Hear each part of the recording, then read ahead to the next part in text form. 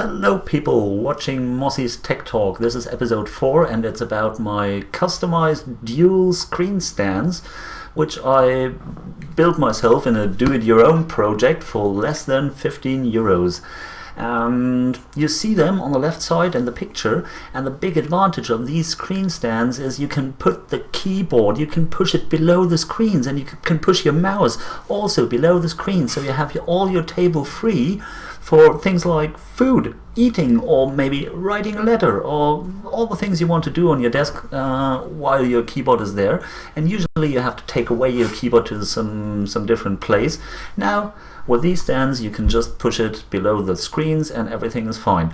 I have to fight for every little place in my home because it's very small. It's cozy, but it's small. So that was an idea I had this January, and as all people in my gaming community said, "Hey Moss, why are you not sharing this idea?" I said, good, I'm making a video about this, share it with the internet, and there will also be a zip file including all the pictures I show you in this video, which you can download and have them maybe on your phone, or you print them out while you're building the stands. That is quite comfortable. The zip download link will be in the description of the video below here. So let's start right off how I built this thing. Before you start building this, I have to give you a warning. Please, if you've never done some crafting with metal, some drilling, some sawing, cutting metal and things like that, don't do it. Don't follow this guide, or get at least someone who's firm with doing such, and he should help you, or she. So that was a slight warning. I don't want to see you with cut it off fingers or drilling into your fingers. Don't do that.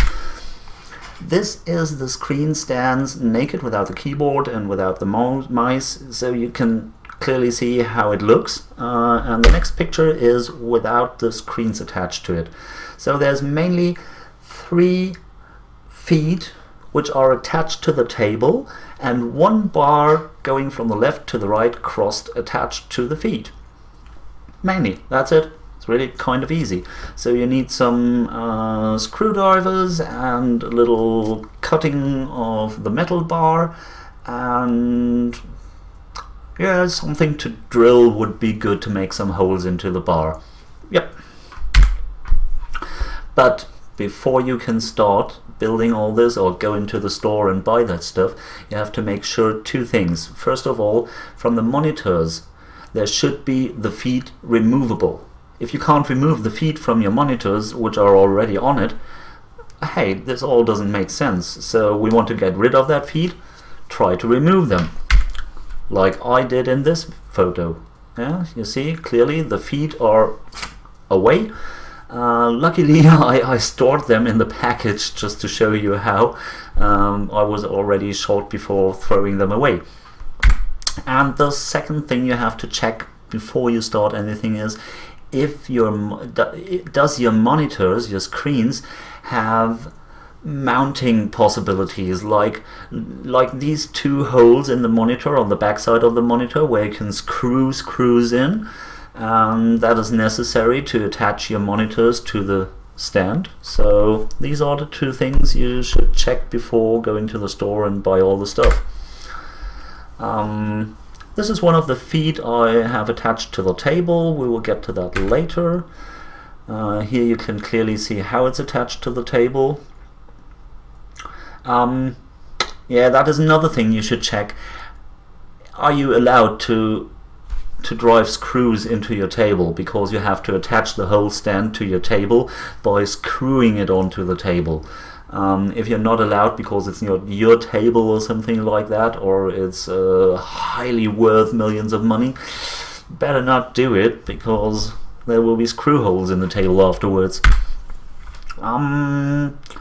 So we're right in the list of things you should go and buy for that. First of all, you need 3 times some table feet. Mine was 30 centimeters long, and there's a little package of stuff packed with it. A mounting plate and some screws. So that's it. You need 1 iron bar. Mine was 5 millimeters thick and 20 millimeters high and 2 meters long. I have to cut that to the right length. That is cheap, by the way. That is really cheap, some iron bar 2 meters. You will see it here on the list. I bought 3 table feet, 1 iron bar 2 meters long, 4 screws for mounting the screen, where you have to make sure that the screws fit into your screen back, the holes in the backside of your screen, and screw them in, and that they are not too long. You don't want to have the screws screwing through your screen and coming out of the front of your screen. You don't want that. And you need 3 screws and screw nuts for mounting the bar, the iron bar, to the feet you attach to the table. And all of that is really less than 15 euros. I'm sorry if you're not from Europe, if you're from America or anywhere else. I'm pretty sure Google will help you translating the meters and centimeters into inches and the euros into dollars or whatever currency you're running on. These are the tools I used for it. As you see, it's not much. The whole thing was done in 1 hour, really, except going to the store took a little longer than 1 hour, but depends on the region you're living in. So these are some more detailed photos about the feet attached to the table and the bar attached to the feet. Let's get to what shall we do with all the materials. So first of all, cutting the iron bar. If you take the width of your screen, of your monitor screen, and double it, because you have 2 of them, and then you add a little amount like 5 to 10 centimeters to it. Depends on how much distance you want between the screens. I didn't take much. I think I took a little less than 5 centimeters. You have an angle in the bar. At least I made an angle into the bar that the screens have an angle. I didn't want to have them flat next to each other. That adds a little 1 or 2 centimeters more to it. So you're totally fine if you take 5 centimeters in the width, adding it to the double monitor screen width. Banding the angle into the iron bar, I took it the easy way. I just laid the bar on my table, pressed on the other side and bended it. Hey, here we are. Worked perfectly. Didn't need any tools for that. The bar, as we're at the bar is now cutted and it's bended. Now you need the holes inside that bar, and the holes in the bar are 7 holes you have to do. 3 for fixing the bar to the feet, and 4 for mounting the screens onto the bar. You see where the holes are inside my picture, and as I said, you can download these pictures. If you're doing drilling the holes for the mounting of the screens, make sure that the holes fit to the mounting of your screens. I will show you that in a picture later. This is how the bar is afterwards attached to the feet. So it's mainly 3 screws and 3 feet. It's kind of easy. This is the left one, the middle one, and the right one. Easy as 1 to 3. This is the attachment of the screens themselves to the iron bar, which I told earlier. You have to make sure that the holes inside the bar fit into the holes from the screen. Otherwise you will not get the screws through, and that the screws are not too long. That should be remarked at this photo. And then you're nearly done. That's it. Here's only some photos how it looks after I did the whole setup. This is naked without the cables from the backside, one screen to show you how it looks.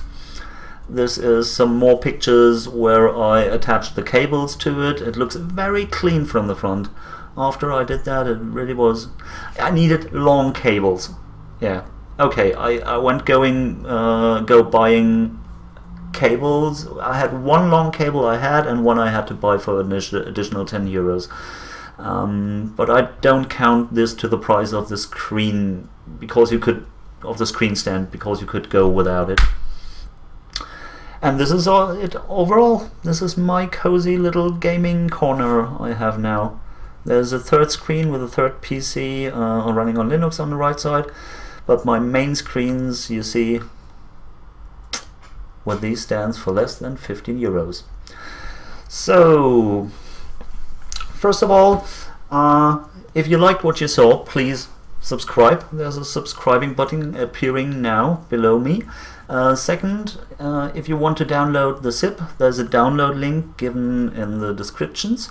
And last not least, if you have any questions, write them in the comment, get back to me. I'm lucky and happy to answer them to you. So over and out, bye bye.